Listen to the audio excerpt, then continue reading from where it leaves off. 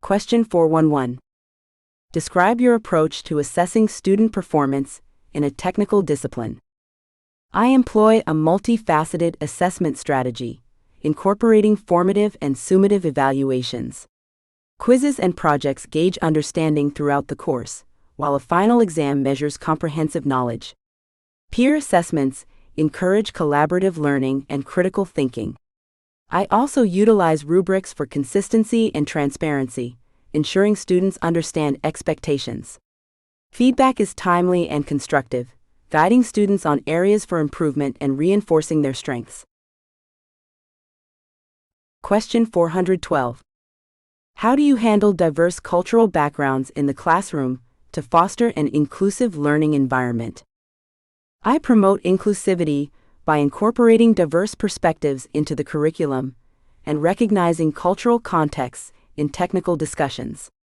I establish ground rules for respectful dialogue and actively encourage students to share their unique viewpoints. Additionally, I adapt my teaching methods to cater to different cultural learning styles, ensuring that all students feel valued and engaged. Regular feedback and open communication help me maintain an inclusive atmosphere where everyone can thrive. Question 413. Can you explain how you would implement a CI/CD pipeline for a coding course project?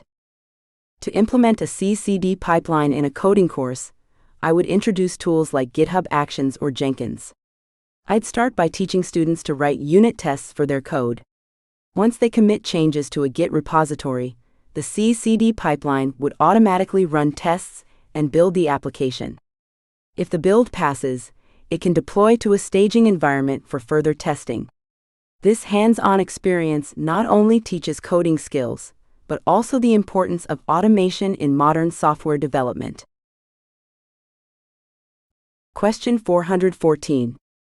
What methods do you use to stay current with technological advancements relevant to your field? I engage in continuous professional development by attending workshops, webinars, and conferences related to emerging technologies. Subscribing to industry journals and participating in online forums keeps me informed about trends and best practices. Networking with peers in the field provides insights and opportunities for collaboration. Additionally, I experiment with new tools and technologies in personal projects, enabling me to bring fresh knowledge and real-world applications into the classroom. Question 415. How do you address the challenge of varying skill levels among students in a technical course? I adopt a tiered teaching approach, offering foundational material alongside advanced content. I provide optional enrichment activities for advanced students while ensuring that beginner materials are accessible. Regular assessments help me identify skill gaps, and I offer supplemental resources such as tutoring sessions or online modules. Encouraging peer mentoring allows advanced students to assist their classmates, fostering a collaborative learning environment that benefits all skill levels. Question 416. In your opinion, what role does soft skills training play in a community college technical curriculum?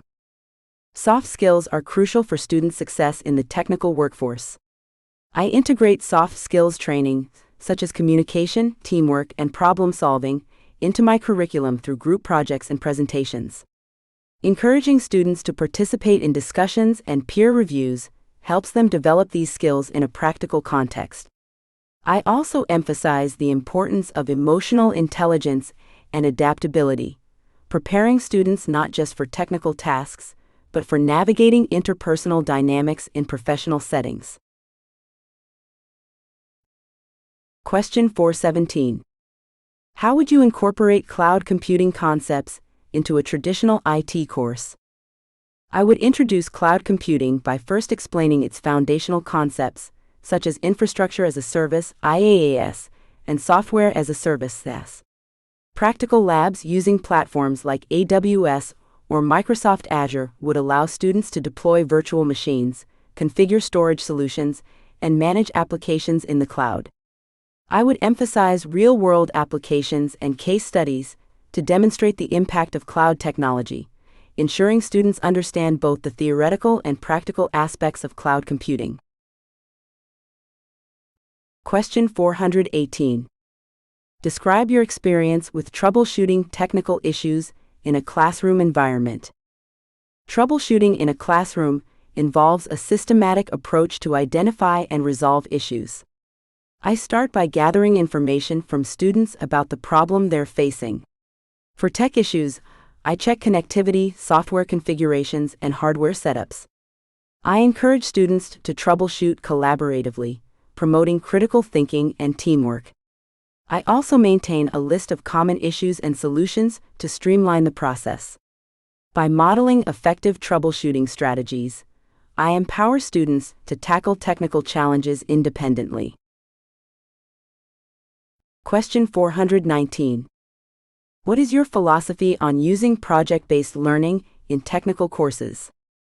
I believe project-based learning is essential in technical education as it fosters hands-on experience and practical application of concepts.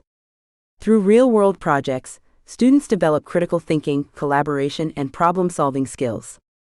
It bridges the gap between theory and practice, allowing students to engage deeply with the material.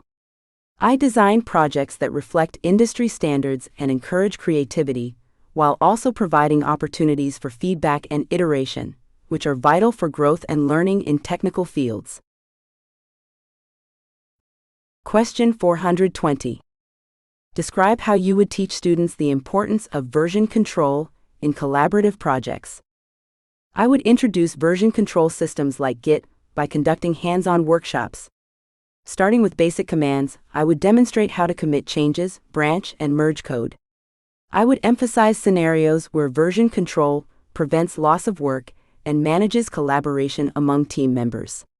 By assigning group projects that require version control, students can experience firsthand the benefits of tracking changes, resolving conflicts, and maintaining a history of their work, which are critical skills in software development.